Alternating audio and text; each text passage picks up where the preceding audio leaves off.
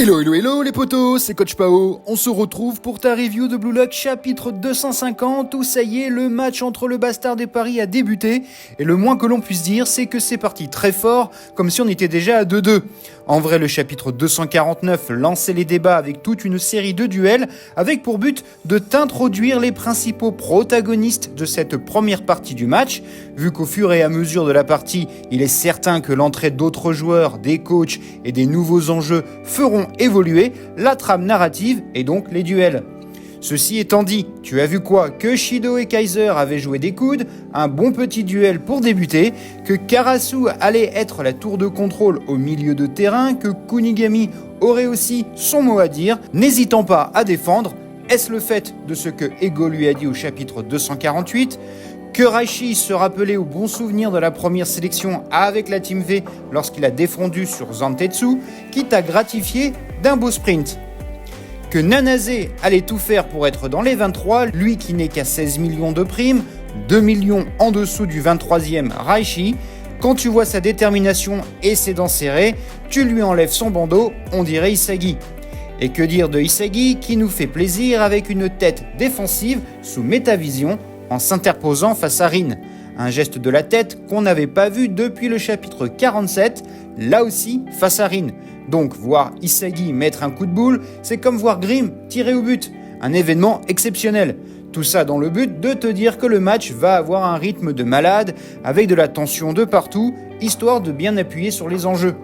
Être numéro 1 pour Isagi, pour d'autres se qualifier au mondial, ou alors juste détruire son rival du moment comme Rin et Kaiser. Tandis que pour certains, le mystère reste entier sur leur motivation comme Charles, Kiora ou encore Kunigami. En première page de ce chapitre 250, on a quoi? Isagi qui s'interroge sur les enjeux du match. Tu peux pas être étonné par ça, car c'est du Isagi tout craché, de partir sur ses monologues de match, mais tu te souviens qu'en dernière page du chapitre 249, il avait son doigt sur la bouche, signal habituel de notre héros qui réfléchit. Du coup ici, tu vois les deux systèmes de Paris, celui de Rin avec Nanase et Tokimitsu, et l'autre, Shido, avec Karasu et Zantetsu. À noter le flux d'énergie symbole de Rin autour des visages des persos quand tu as les flammes et les ailes de démon avec Shido. C'est d'ailleurs montré dans la double page de Dingo du chapitre 246 avec Kaiser, Isagi, Rin et Shido. Fun fact, Isagi dit qu'il s'est entraîné avec les autres pour être prêt lors de cet ultime match, sauf que les auteurs nous ont jamais montré la moindre minute d'entraînement. Comme je te l'avais dit dans ma review précédente, je voyais le ballon sortir en touche. Eh bien, sur cette page, c'est confirmé avec la remise en jeu de Chapa, le random dont tout le monde parlait, croyant même que ça serait le next-gen de Paris, parce que ressemblance avec Simons, enfin je sais pas ce qui s'est passé, mais au chapitre 169, on avait eu ce Kara Design pour finalement avoir ça. Bref, au duel pour le ballon, on retrouve Tokimitsu face à Grim. Oui, Grim, qui semble enfin être actif. Iori et Raishi donnent des ordres pour éviter l'attaque parisienne. Isagi te rappelle, comme je te l'avais dit, qu'ils sont déjà à fond dans ce match, ce qui confirme mon impression avec le chapitre 249. Isagi en métavision, c'est que le facteur X de Paris s'appelle Charles et qu'il ne faut pas le laisser libre de ses mouvements. Résultat, comme on ne l'avait pas vu dans le chapitre 249, c'était obligé qu'il serait mis en avant ici. Isagi te balance une grosse info, c'est que Charles fait partie du même club que lui, Métavision Club. Charles a aussi sa carte de membre par le simple fait qu'il se positionne avec un temps d'avance par rapport au ballon. L'une des forces de Charles t'est dévoilée, son jeu sans ballon qui met pour le coup Raishi incapable de le stopper, pris à défaut par ses accélérations et ses feintes de corps. Le défenseur central parisien Gabin envoie le ballon en direction de Charles, mais Isagi est là, comme toujours, attaquant, milieu, défenseur, passeur et docteur en psychologie. Isagi est partout et fait tout et bloque la passe destinée à Charles. Après sa tête au chapitre précédent contre Rin, c'est de nouveau le rempart Isagi qui empêche l'attaque parisienne. Charles est fasciné par l'action de Isagi, avec ce visage dessiné des auteurs comme un gamin émerveillé par le jeu d'un pro du foot. Et en bon gamin, qui balance des trucs sans réfléchir, Charles dit à Isagi qu'il est trop fort avec sa tête d'épi, référence à ses deux mèches de cheveux qui ressemblent à des oreilles de lapin. Pour rappel, Usagi en japonais ça veut dire lapin, t'as capté, Usagi, Isagi. Isagi se pose même la question si c'est moche car lui il aime bien son petit épi. Est-ce qu'un jour on verra Isagi avec une autre coiffure? Teasing des auteurs? Laisse ton avis dans les coms. En tout cas, Charles lui dit qu'ils ont la même vision, que lui, il voit le foot et les matchs comme une bataille d'anticipation, comme les jeux de plateau. On avait eu la référence aux jeux d'échecs avec le Ubers. Ici, c'est les jeux de plateau et non pas la bagarre suite aux propos de Charles. Il a donc une vision différente de l'approche d'un match que celle de son leader d'attaque, Rin, qui, tu te souviens, faisait référence au terrain comme d'un champ de bataille. Charles défie donc Isagi, qui le trouve super arrogant pour un gamin. Bon, les deux ont que 2 ans de différence. Faut doser, Isagi, t'es pas encore un daron. Ness envoie la balle à Kaiser, superbe contrôle dans la course du numéro 10 allemand. Ness rajoute que ça y est, leur stratégie débute, mais quelle stratégie? De faire comme d'habitude? Donner à Kaiser et le laisser faire le taf pour son Kaiser Impact? En tout cas, Kaiser a l'air d'être toujours énervé et ultra déterminé. Il ne rigole pas. Page suivante, les auteurs sont sympas, on te donne un peu d'explications sur la fameuse stratégie. Ness dit qu'il savait que Isagi irait souvent en défense, qu'avec le ballon et accompagné de Grimm, on comprend donc pourquoi Grimm est si présent dorénavant. Ils font un jeu à 3, Ness, Grimm, Kaiser. Et quand tout est en place, Ness peut utiliser sa magie pour faire sa passe décisive à Kaiser. Ness est face à Tokimitsu et Zantetsu qui arrivent à toute allure.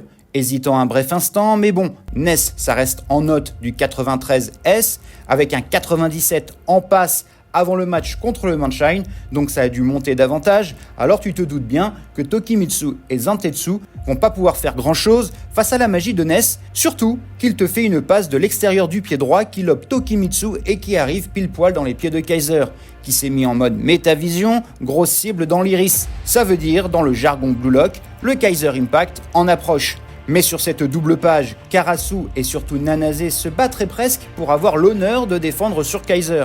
Kaiser n'est pas paniqué par leur présence et leur détermination à défendre. Au contraire, il est assez calme, analysant parfaitement le terrain, voyant qu'il n'y a que Gabin qui peut bloquer la trajectoire de son tir.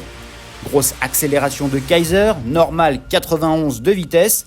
Karasu et Nanase essayent de le bloquer, mais lorsque Nanase tente un tacle défensif, Kaiser en profite pour se décaler via un dribble ultra vif. Ses yeux ont encore changé d'iris. Ici, c'est le Predator Eye, la cible est trouvée, la lucarne du but parisien, cette fois c'est sûr, le missile qu'est le Kaiser Impact va partir. Sauf que dans cette double page incroyable, Rin intervient à l'ultime seconde du déclenchement du tir. Kaiser a shooté, on le voit très clairement, mais Rin, via un tacle glissé défensif, lui a retiré le ballon. Énorme masterclass défensif de Rin. Il est capable à la seconde près de déterminer où exactement intervenir sur une frappe et pas n'importe laquelle. C'est le Kaiser Impact, le tir le plus rapide au monde comme l'a dit Noah au chapitre 162. Perso, je vois bien Rin avec une métavision qui permet ce type d'action, un pouvoir pouvant peut-être rendre son environnement en slow motion comme si le temps s'arrêtait, ce qui expliquerait son superbe tacle. En dernière page, on a donc Rin en gros plan prenant possession du ballon, ce qui annonce la contre-attaque de Paris et potentiellement le premier but du match, sous le regard dégoûté de Kaiser, plein de rage, et celui de Isagi qui semble s'attendre au pire dorénavant. A noter que le flux d'énergie autour de Rin est enfin identifiable pour moi, ce sont des vagues d'eau. La symbolique de Rin est donc l'eau, et en particulier ces fines vagues d'eau. Et ce n'est pas étonnant car Rin vient d'une ville proche de l'océan, Kanagawa, et que tu sais que Rin avec son frère se posait souvent devant la mer à regarder l'horizon, ce qu'il fit encore au chapitre 152, se jurant de changer, d'évoluer. Rin trouve donc sa force dans la puissance de l'océan, sachant qu'en plus, si tu lis Kanagawa à l'océan, ça doit évoquer la peinture ultra célèbre de l'artiste japonais Hokusai, avec la grande vague de Kanagawa. Ainsi, les auteurs, en plus de te dévoiler l'élément de la nature qui correspond à Rin, soit l'eau, si le fait qu'il a cette connexion avec l'océan, alors au prochain chapitre, la grande vague va tout emporter avec certainement le but de Rin. Surtout qu'en plus, on t'annonce que Rin, le numéro 1, est sur le point d'attaquer, lâchant à Kaiser 1, en t'empêchant de tirer, tu ne vaux plus rien. À quel point Rin a progressé? Est-ce que la grande vague que Rin va déclencher amènera le premier but? Comment Isagi va faire pour stopper Rin, le seul joueur capable de bloquer le Kaiser Impact? La réponse dans la prochaine vidéo. Blue Lock est sans pitié, seul le plus fort survivra. Voilà, c'est tout pour aujourd'hui. Tu peux ranger tes crampons et on se retrouve très prochainement pour parler des arcs narratifs, des joueurs, des équipes, des théories de l'animé. Il y a tant à dire sur Blue Lock. Commente, like, abonne-toi, c'est important pour faire vivre cette communauté. Merci infiniment. Panenka et Sombrero. Allez, ciao.